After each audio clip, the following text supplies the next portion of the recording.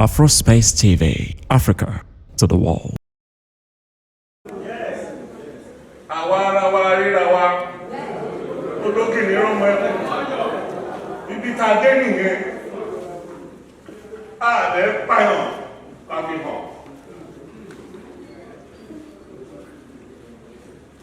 bàbá rẹ̀ máa ṣe nà á ṣe àfihàn wọ́n ní má ṣe ilẹ̀ Yorùbá akáwọ́ gbẹ̀rú ọ̀pọ̀ ìyàwó pọmọ wọ́n ní má lọ ilẹ̀ Yorùbá àdúró ó kọjá wa ó tẹ̀ wá mọ́lẹ̀ ó gbá wa létí ọmọ wò wá aya wò wá kí ló ṣubú tẹ̀ wá a ní ìjẹkújẹ àdìgítà ìlara àìbẹ̀rù àgbà àìbọ̀wọ̀ fọ́mọdé olóṣùn adébí báyìí ṣùgbọ́n àtúnṣe ẹ̀rá wá bẹ̀rẹ̀ sí ṣe lẹ́yìn nígbà tó dúró títí Victor lẹ́yìn ojú òní tí ilẹ̀ Yorùbá mọ́.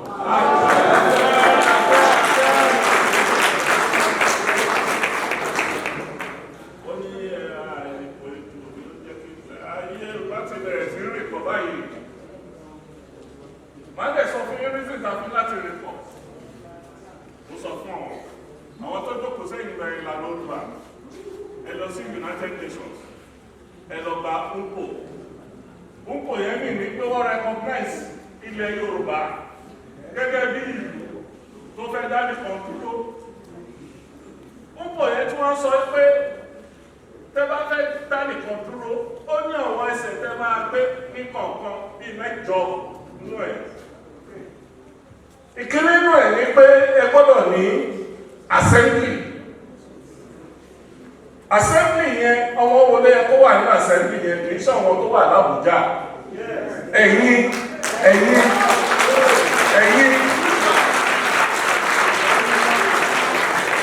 so iṣẹ́ tá a máa ṣe in each 136 local governments in Yoruba land we need 136 delegates.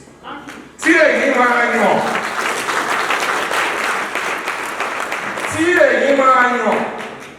136 delegates yìí, òun ló wà nínú ìwé tí Afẹ́nifẹ́re Renewal Group tọ́pẹ̀ ní Yorùbá Assembly.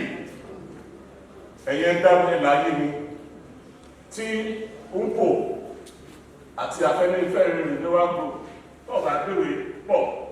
Báwo ni ilẹ̀ Yorùbá ṣe lọ́dún kọ́kàn? Ààlè lọ́bí kọ́kàn nítorí lápájá ń lọ sọ́tún, tàwàdó ń lọ sósì. Láti sọ pé ẹjẹ́ káwọ́nú ọ̀tẹ̀,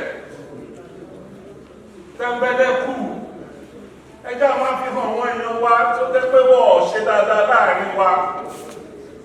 Wọ́n ti fún Sọ̀lúdẹ̀rọ̀ ní mọ́tò 6 lọ fún. Ó lè jẹ́ mọ́tò sáàkù lọ fún Sọ̀lúdẹ̀rọ̀.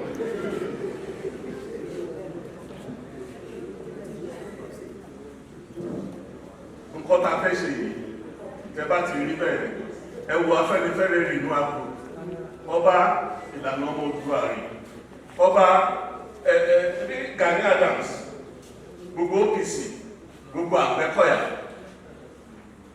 nǹkan tó ń pè ní èrò nìyẹn nǹkan tó ń pè ní èèyàn nìyẹn káwá sọ pé gbogbo wọn yẹn wọ́n wà pọ̀ ní local government kọ̀ọ̀kan wọ́n mú èèyàn mẹ́wàá lẹ̀ ní ìlú kọ̀ọ̀kan wípé Ìbàdàn ní èèyàn 10 tiẹ̀ Àkọ́rọ́ ní èèyàn 10 tiẹ̀ Ìwó ní èèyàn 10 tiẹ̀ tí gbogbo wọn bá lè mú èèyàn mẹ́wàá lẹ̀ tó bá ta mí láyà máa wẹ̀yìn mo mọ̀ pé èèyàn 10 wà bẹ́ẹ̀ torí gbogbo ìjà a máa lù wọ́n pa a máa ṣe kiri tẹ́ if you are not prepared you cannot get there.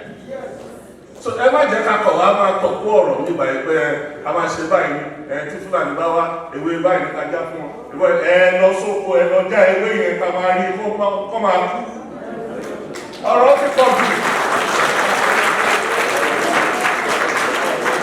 ẹjẹ́ àwọn olùgbẹ́ lọ àwa ó ṣòro ilé wa o àwa ó ṣòro ilé wa o ìgbà Fúlàní kan ò pé oyè Fúlàní kan ò pé àwa á ṣòro àwa ó ṣòro ilé wa o.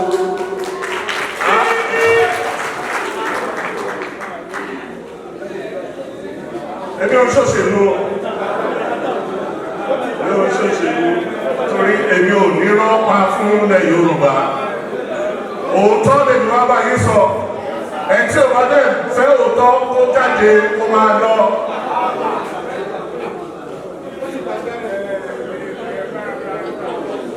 Ẹgbẹ́ mẹ́rin mo fẹ́ bẹ̀yìn tó mẹ́rin wà láàrin ọdún yìí. Dọ́mẹ́ni wà láàrin ọdún yìí,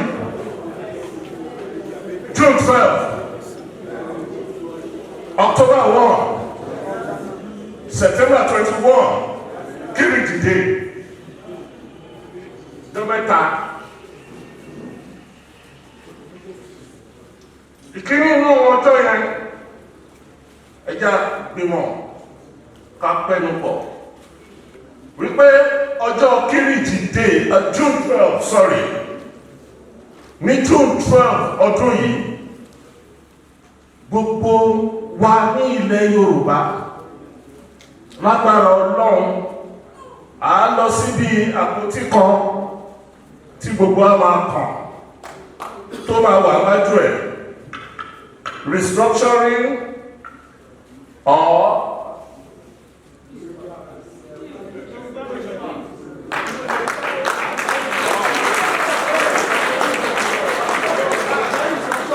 ṣẹ̀mẹ̀ pé Oòduà ti fún yín ó ti pè yín, Oòduà ti ní kẹ́ padà lọ sẹ́yàgbé ìgbé yín, kẹ́ padà lọ sóko yín. June 12 yẹn ẹ̀yin bàbá mi ẹ bá wa fàṣẹ sí ipe ìjọ tí Yorùbá fẹ́ ṣe referendum bóyá àdúró ní ọjọ́ yẹn.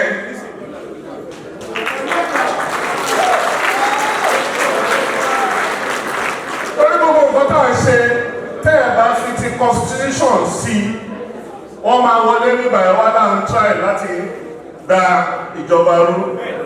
Àwọn ò sí láti da ìjọba rú, a wà láti túnbọ̀ ìjọba ṣe ní pápá ìjọba ilẹ̀ Yorùbá. Ó bẹ̀rẹ̀ látòrí governor, lórí senator, lórí house of rep, lórí local government chairman.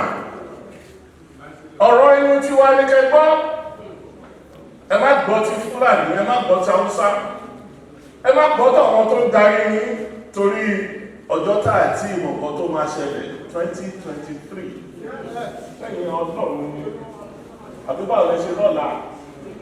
Alábí ń pọmọ ẹjá àrùn fún wọn ló jẹ́ ẹsẹ̀ ó bá lè dọ́lá. Tí a bá jókòó pọ̀, mo sọ fún ọ bàbá Àgbẹ̀kọ̀yà méjèèjì, ẹ̀yin lẹ́yìn dá wa dúró. Ẹ máa gbọ́, ẹ̀yin lẹ́yìn dá wa dúró. 500 million naira were allocated from state kọ̀ọ̀kan for cocoa farming. Ó wà bẹ́ẹ̀ títí bí bá ṣe sọ̀rọ̀ yìí. Ẹ jọ̀ọ́, ẹ bá wa bẹ̀ wọ́n bàbá. Kọ́kọ́ lẹ́tà sí ìjọba Ọ̀yọ́, Ògùn, Oǹdó, nǹkan wípé kọ́ fún àwọn ní ilẹ̀ 500 hectares kọ́ wọn bá lè gbé kòkó sí, kọ́ wọn bá lè gba owó tó wà lọ́wọ́ federal government. Ẹ̀tọ́ wa tó bá wà lọ́wọ́ ìjọba Buhari ẹ̀jẹ̀ àgbà.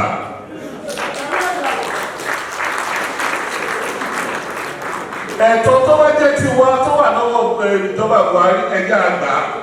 Nítorí kí ni? Torí owó àbú. Wọ́n fi ń ṣe yẹ kí ní ìlàlejò ní ọ̀tẹ̀ fi ṣàkóso lálejò náà. So, wọ́n ní moderate ni. Ibi tá ń lọ, mo gbọ́dọ̀ kọ́kọ́ moderate ẹ̀ nítorí àwọn tí bá pè ọmọ máa yà ní Yábà, ọmọ máa yà ń sùúrù lérè. Àìtí ò gba àdẹ̀wà sọ pé kẹ lọ́wọ́ sí kẹfẹ́ máa sọ pé orí eléyìí ò da, orí ìtọ̀mú ò da. Ọmọ burúkú lọ́jọ́ tiẹ̀.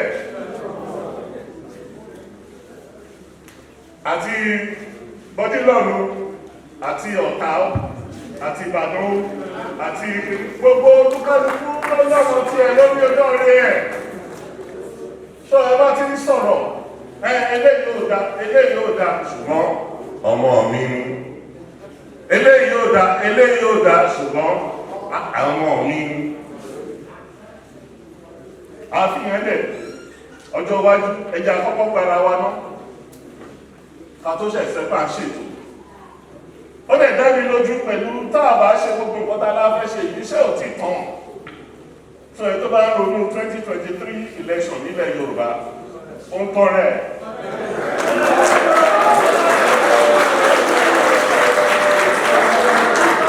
because the time has come for the people to rise up and take the challenge.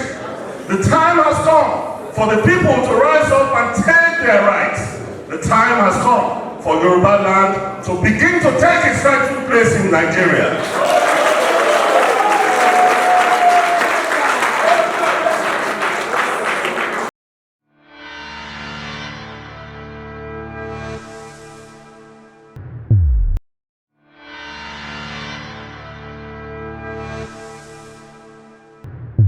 Afrospace TV, Africa to the world.